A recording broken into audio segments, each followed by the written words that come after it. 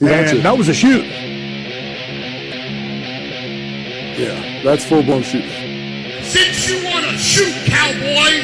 And now, the Real Shoot Wrestling Podcast.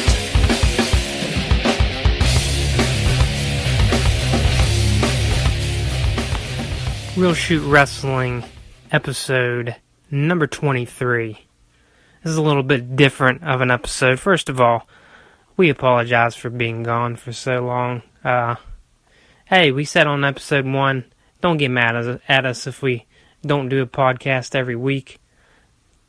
There's some times in the year where, you know what? Things happen. Crazy stuff happens. We just have to take a little time off. And so don't worry. We'll be back. We'll be better than ever. But first of all, I just want to say this Sunday on the WWE Network is WWE SmackDown Live, actually, presenting No Mercy. And I just want you guys to know that you can go onto the Real Shoot Wrestling page on Facebook and join in the discussion on Sunday night. You can do that at any pay-per-view, whether it's WWE, Ring of Honor. We even do some New Japan, What Culture Pro Wrestling. We do it all. Join in the conversation on our Facebook page, Real Shoot Wrestling. Make sure you follow us on Twitter, RSW Podcast. I think we're almost at 4,000 followers on there. We've only had that active since WrestleMania, so we've really enjoyed that. We're also on Instagram, RSW Podcast. As far as podcasts is concerned, we're on iTunes, we're on YouTube, we're on SoundCloud. I think we're even on Stitcher Radio. Thank you so much for listening. We definitely enjoy talking wrestling with you guys. This one's a little bit different because we're actually talking wrestling with a Hall of Famer. We're actually talking wrestling with Jake the Snake Roberts. Jake the Snake was actually in our hometown recently, about 10 days ago or so. And if you guys don't know, he has a show that he calls the Unspoken Tour. He's been going around and telling some road stories, kind of in the stand-up comedy format. And it's been really awesome to hear his stories and kind of hear his heart behind why he does what he does. You know, and I'm going to be honest with you, this was surreal because I grew up watching Jake the Snake Roberts, and getting to talk to him was definitely a cool thing for me. I was marking out as it was going on, as they say. I can't say that I was a fan of Jake the Snake Roberts when I grew up because I was scared to death of him. Be honest with you. I mean, I hated snakes for one, and let me tell you, man, as far as bad guys are concerned, there's not many more that scared me more than Jake.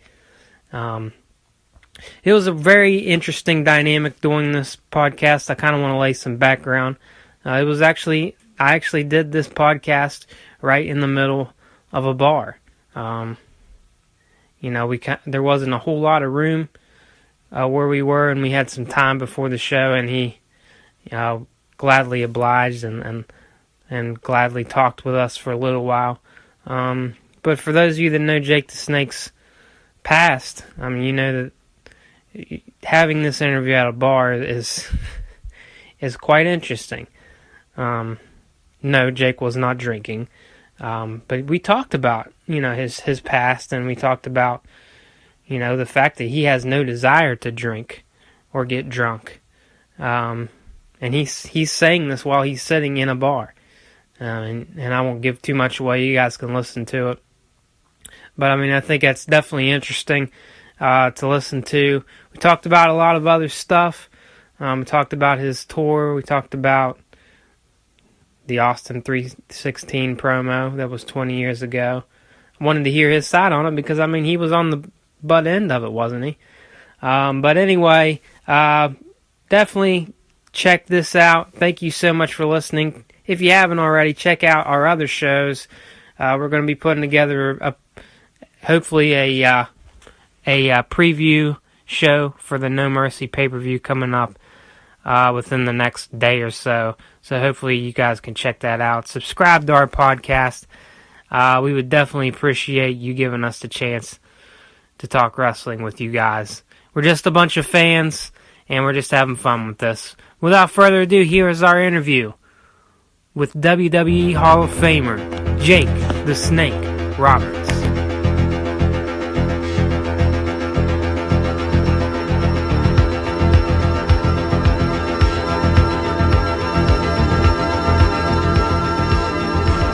Alright, I'm here with Jake the Snake Roberts, the WWE Hall of Famer. How does that sound? I'm used to it. You are? That's good.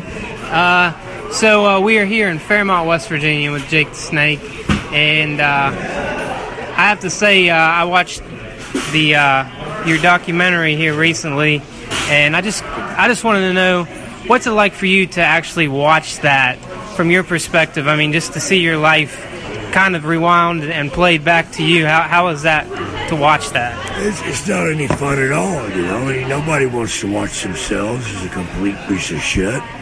You know, basically that's where I was at. You know, it's very painful to watch, and you know, I don't welcome those memories, but I do acknowledge them and know they're not that far away. They're one drink away from being back in that same groove, and that's a groove I'm not going back to. So my hope is that by me putting this out there, some people will watch it. Maybe they'll make some changes if they need to. And that's what it's all about, is trying to help somebody else. If I help somebody else, it helps me. If I talk about it with somebody else, it helps me. So I'm not selfish, so I'll share my misery. So if you were to talk to somebody that was struggling with it, like one-on-one, what is some advice that you would give them that has helped you along the way? To consciously make the decision that you want to get out of it, man. And you know, I'm pretty hard with that right now, you know, because I know what I had to do. I think the next thing I would do is I would go see a doctor, get checked up, make sure I don't have any real problems that I'm just ignored. Yeah. You know, don't want to take out all my drinking money, so the fuck, I don't have real bad cancer. You know, so get a health checkup, and then I would get on antabuse. Yeah. You know, antabuse don't fuck around. Yeah. It'll fucking tear you a new one, man. I know whenever I first got it, I thought, well, you know, I don't believe that bullshit. It can't make you that sick. No, fuck it can't, man.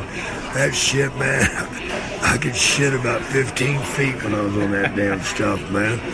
But it only took once. I will tell you this, if you are going to take it, it ain't bullshit, man. When it says alcohol, that's any alcohol. So if you go to, say, Outback, and your lamb has wine sauce on it, yeah, they'll tell you that the alcohol cooks off. Uh-huh. Bullshit. Man, that's what got me, and it tore me up. Even fried fish that is dipped in beer batter. Uh-huh. Can't do it. Cannot do it, brother. It will get you sick. Even mouthwash. Don't fuck around. But, you know, that's what I had to have. Yeah. And even after I quit drinking, I still stayed on it. People were like, well, why are you doing that? That's just a crutch. Yeah, so fucking what? Right.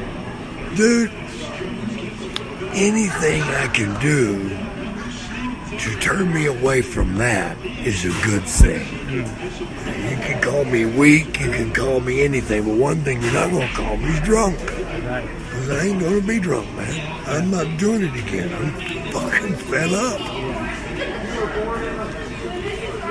Getting to this year has been the 20th anniversary of the world famous Austin 316 promo. Yeah. I've heard his perspective from that probably 500,000 times, but I've never heard your perspective because you were on the butt end of that. And what's the butt end? I mean, it was directed towards you, kind of. But I've never heard any wrestling promos directed at your opponent. Well, yeah, but I mean, I've never heard your perspective. I mean, bottom line is, it's what we wrote. Yeah. You know, were you okay with it? I was writing this shit. Why wouldn't I be okay with it? You know, it did more for Christianity than anything. Yeah. You know, because it brought attention to it. What is that about? And that brought people to the book, man. No, I had no problem with that. Hell, my idea was to come out with a T-shirt that was Austin's 10 Commandments. Thou shalt not kill unless thou art pissed. Thou shalt not covet thy neighbor's wife unless she's really hot. Thou shalt honor thy mother and father unless they're assholes. And right on down the line, man. That's the business end of it. Steve didn't come at me personally and call my faith bullshit. Right. He was just doing his job. My thing was, I wanted to make Steve Austin a superstar. I think I fucking did it. What do you think? I think you did pretty good. Yeah, I think you would have liked the merch sales for that shirt, I too. think so, too. So we're at this one-man show that you do? It's not a one-man show. Or whatever. What would you call it? I call it the Unspoken Word. Okay. So to anyone that's never seen you at one of these, how would you describe that? I'm just telling road stories, man. Yeah. Road stories and things that happen, whether it be in the ring or in the locker room or in a strip joint, a bar, in a car. No telling where. But I'll guarantee you one thing, they're all true. And, fans always have wanted to know what's going on behind the scenes, what goes on in the locker room. Did you guys ever get in a fight? Bullshit. Did you ever throw a steak over the top of a toilet on somebody who's taking a shit? Of course I did. Of course I did. And a lot worse. So they're getting to hear their intricacies and the practical jokes that weren't so practical. And they're funny. They're funnier than hell, man. Some of them are pretty damn sick, but they're funnier than hell. We made sure the statute of limitations that ran out on everything that we're going to talk about tonight. I'm sitting here right now, and I haven't thought about what I'm going to talk about tonight. I just kind of go out and let it flow, man, and let the people get involved with it. I mean, it's their. I'm doing the show, but the show is theirs. Yeah. I bring along Alec Ansel. I met the guy a year ago, I guess, and where he was going to open for me. I never met him before. I watched his show. I think he's phenomenal. I think he's better than Fluffy. He's just a great piece of talent, man. And but I also noticed that he has a real problem with weight. And he's a young man, but, heart attacks don't give a fuck. And, he's definitely unhealthy. So whenever I sit down and talk to him, I ask him why and what was going on. Was there physical problems that come with what you've got? And we talked about it, and I finally told him, I said, you know what, man? I said, every day that you're alive is a gift from God because you're asking to fucking try. And he told me he wanted to change. I asked him how serious he was. He said he was serious. I said, well, then show me how serious you are. Let's see what you can do in a month. So he did it for a month. I said, okay, now I want to see if you can do it in front of me. Because, some people have been known to tell a fib, So I had him come out and stay 10 days in Vegas with me. And he was doing all the things he said he had been doing. He was juicing, and staying off the gluten, staying off the dairy. And that's the key to success right there, those two things. No gluten, no dairy. That means no more cheese unless you have goat cheese or sheep cheese. And that shit is good. Goat cheese, you can get in about 30 different damn flavors, man. That shit is awesome. And goat cheese and cranberries, holy shit, my dick gets hard just thinking about it. But, he came out and he showed me that he was working at it. And I told him, I said, all right, dude, I said, I'll tell you what. Why don't you go on the road with me and move in with me? Come to Vegas, move into my house. You can stay there as long as you stay on the program. So he elected to try it. He's now moved in with me. He's doing all the things he said he would do. We're out here killing it on the road, man. I hate to brag, man, but we got the best fucking thing going, man. That's good. We hit people from different sides. I mean, at the end of the night, you tell me you didn't piss yourself laughing, man. if you could say that, then you're one of the first. Because this shit is hilarious, and we come at you from every direction, man. You didn't bring any snakes, did you? I'm not going to tell you that. But you like surprises? Well, I'll try to get out of here pretty fast if I see you. If you see one, tell me, because I'll goddamn sure bet you I'll beat you out the door. All right, thank you so much All right, for your time, man. All right, that was Jake the Snake Roberts. Thank you so much, Jake, for letting us do that. We really appreciate that. It's not every day you get to talk to a Hall of Famer. So that's something that I'm going to remember for a long time. Just like I said before, make sure you check out our Facebook page, Real Shoot Wrestling. We're going to have a live chat going on throughout the No Mercy pay-per-view, just like we do every other pay-per-view show, and Raw and SmackDown. And so you definitely want to check that out. We've got discussions going on all the time. We've actually got a Real Shoot Wrestling NXT Tag Team Dusty Rhodes tournament going on, competition. You guys might want to check that out if you can. Check out our Twitter page, RSW Podcast, and our Instagram, RSW Podcast. Subscribe to our podcast. We definitely love to have you. Definitely love to talk wrestling with you. Like I said, we're a bunch of fans. We're a bunch of marks. Give us a chance. We'd love to have you. Hey, we'll check you next time. In honor of Tim.